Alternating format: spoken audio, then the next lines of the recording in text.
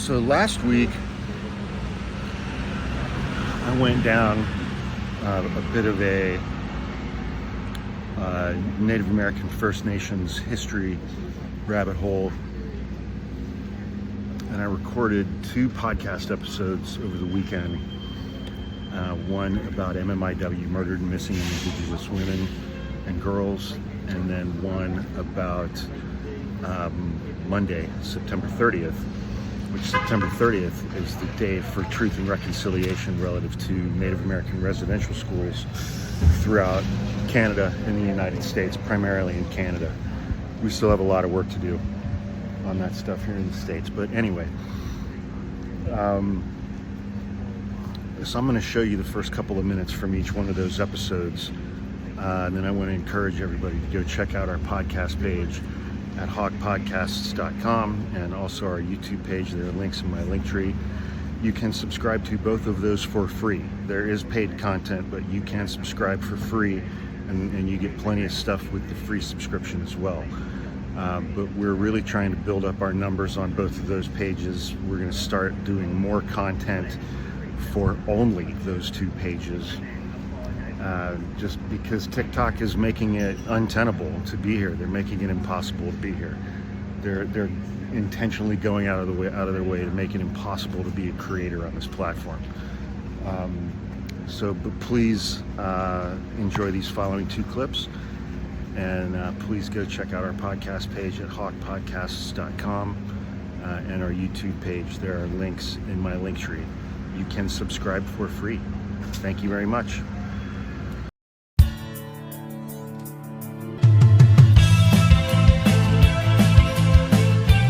All right, everybody, welcome back to another episode of Hawk After Dark with your host, Hawk. That's me.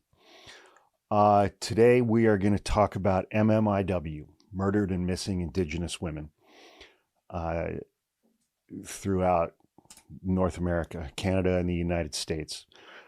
The acronym MMIW is something that I didn't learn anything about until about 2.5 years ago.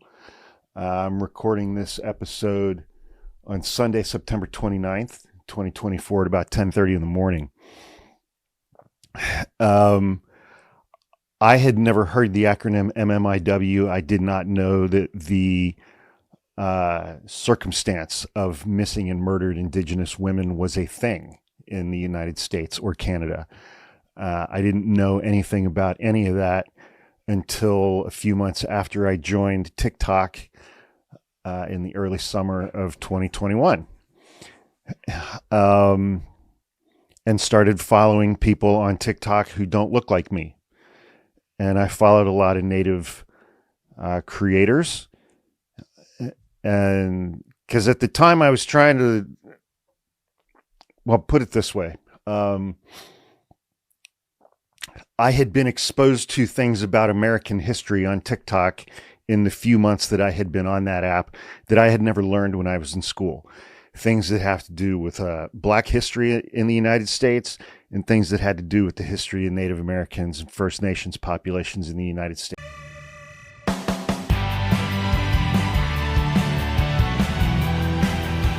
All right, everybody, welcome back to another episode of Hawk Droppings with your host, me, Hawk. I'm recording this about 7:20 p.m. on Monday, September 30th. September 30th is in North America and the United States, and primarily Canada.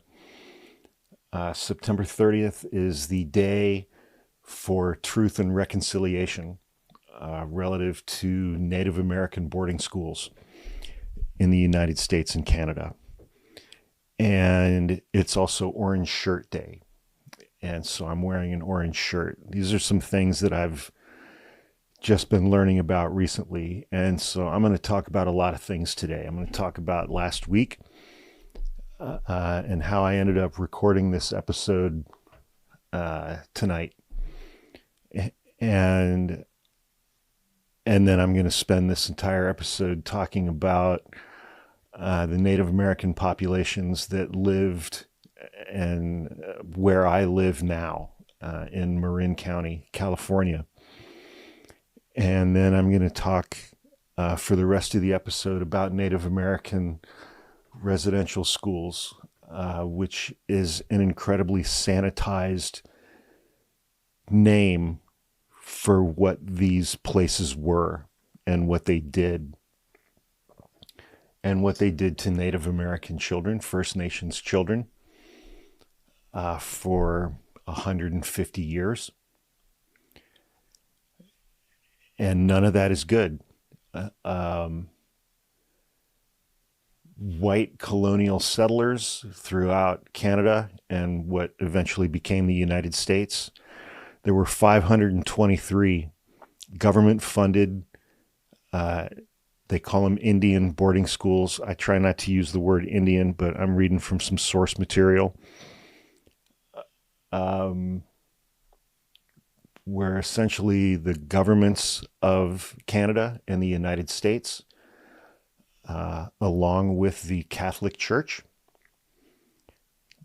kidnapped, took, stole hundreds of thousands of Native American children from their families, from their tribes, from their villages, from all of their familial, cultural support systems, school-aged children.